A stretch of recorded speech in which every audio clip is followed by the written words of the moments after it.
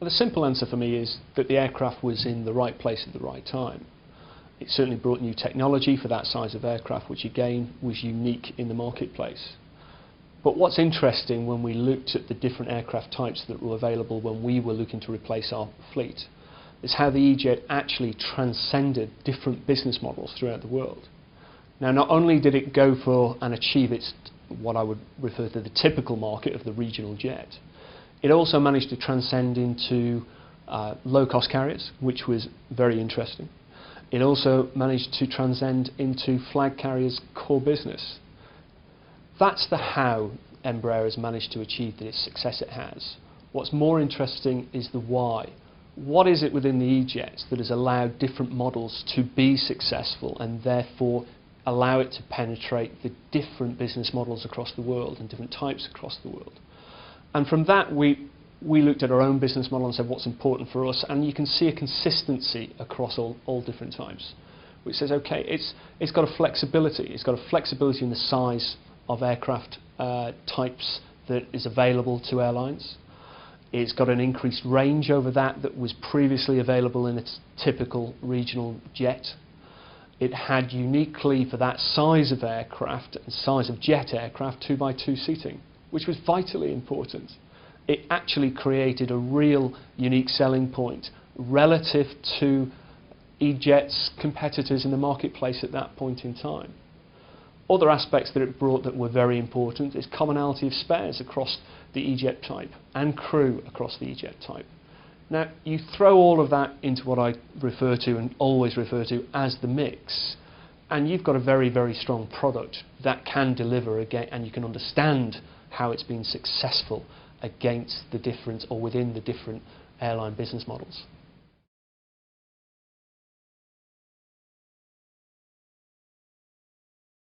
For ourselves, there are certain aspects that we recognise we would have to deliver for a BA passenger.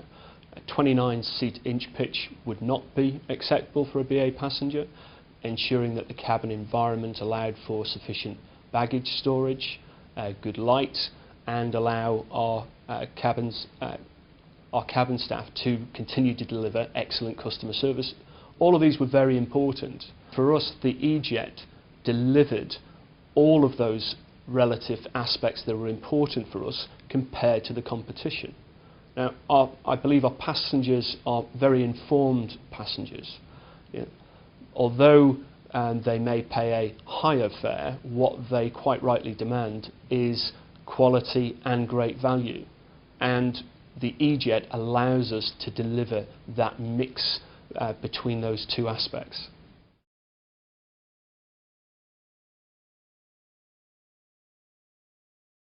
Well, the 170 and the 190 needed to do a certain thing first. It needed to be able to operate into London City.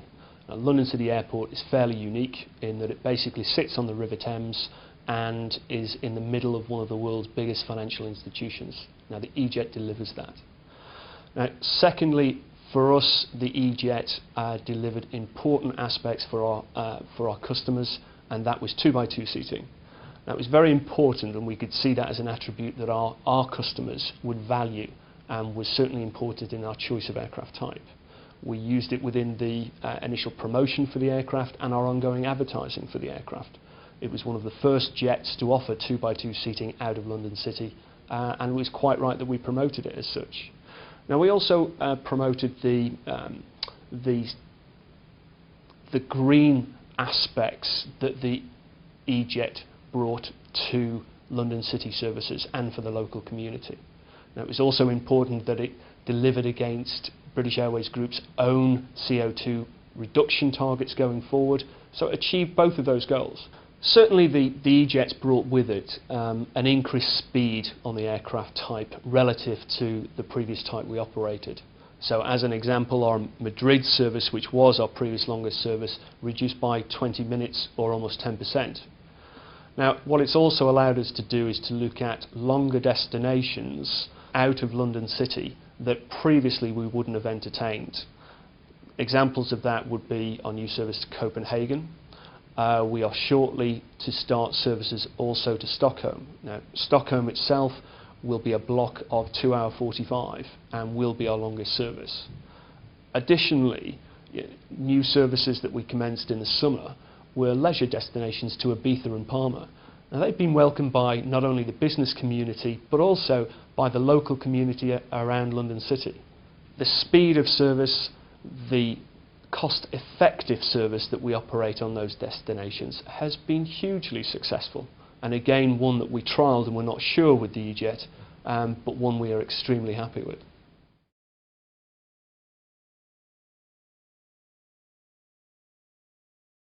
I think the E-Jet's already proved itself that it blurs that line. You look right now today at the different business models that the E-Jet successfully has penetrated. So that's regional flying certainly, low-cost carrier flying, but also flag carriers. So it's already done that. So I think on the generic stage it's proven that to be the case. Just as interestingly is how you look at it in your own business model. Now, our own people certainly do not refer to the E-Jets as a regional jet. They don't. Interestingly, we have a British Airways mainline A318 that operates out of London City. Our people take great pleasure in pointing out that the E190 is actually larger than the 318. So we don't refer ourselves to a regional carrier. We refer ourselves to a core part of the London proposition for British Airways passengers and British Airways corporate account passengers.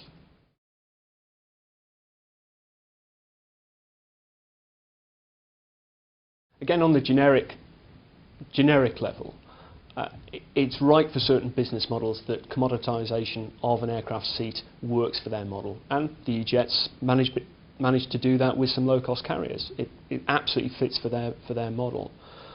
For us, we looked for the unique selling point of an aircraft type when we were looking to choose our new fleet generation going forward. The 2x2 seating was vitally important for that. You know, we compared ourselves to the competition. We compared to what we believe could come into London City in potentially the next 4 years, and therefore what would be the unique selling point that we have. Yeah, we believed that we were right with 2x2 seating. Interestingly, Embraer believed and knew they were right when they designed the aircraft with 2x2 seating. It's not rocket science. You look back and say, what would you want as a passenger? You absolutely want either a window or an aisle seat. You absolutely want something that is light and airy with bigger windows on board the aircraft. You absolutely want sufficient baggage space for your journey. This isn't rocket science, but you've got to get everything right in your mix, and that included the cost of the aircraft operating on our network. It's all very well having 40-inch pitch seats, but if you cannot fly that aircraft economically, it will not operate for a long period of time. However, with the E-Jet, we believe we've found the right mix, and with the E-Jet, we believe we have the unique selling point relative to the competition that's in our particular market.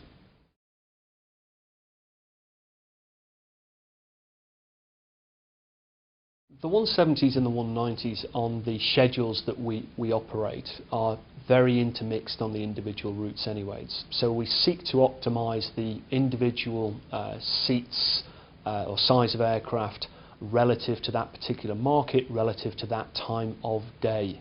Now that works very well for us. But I think that there are some other unique benefits that the mix of the 170s and the 190s bring. Now, it's all very well having the lowest available seat kilometre cost per ASK as it's typically known in the industry. However, if you can't sell those seats, it really doesn't bring much for you at all, particularly when you've already got the commonality of crew and commonality of spares. So you've got that cost efficiency embedded in your model. So for us, the 170 and the 190 mix was right for our mix of routes. Now, what it's also brought for us, and we did recognise this when we were evaluating the type, was that as we sought to grow, which was a glint in our eyes in the late 2008, early 2009, we recognised that what we would be able to do is, as routes matured, we could start new routes, which is what we've recently done with regard to Copenhagen and will do with Stockholm, where we need to grow the market. The market will not carry a 100-seat aircraft from day one. It absolutely won't. You need to grow that market, and we do that successfully with the Embraer 170s. And the maturing markets that have started to further passenger demand has moved up. We've backfilled the 190s onto those. So we still can see that continuing. Right, to put it into perspective, we've been that pleased with the E-Jet introduction and what it has delivered that within the first 12 months we've converted 2 of our option aircraft to firm orders, and they will be with us early next year. They are 190s, but those 190s will go on to some of our maturing routes, and the 170s that were previously on those maturing routes will start new routes.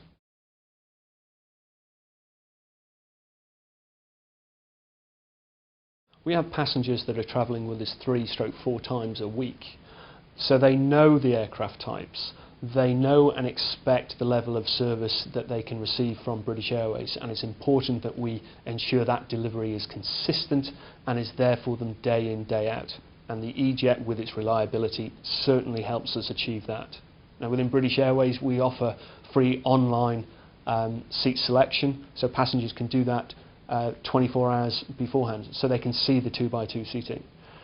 It is important. We know it's important. We've seen our increase in market share as a result of the E-Jet introduction. Passenger feedback has been extremely positive about the E-Jets, and we're very, very pleased with it.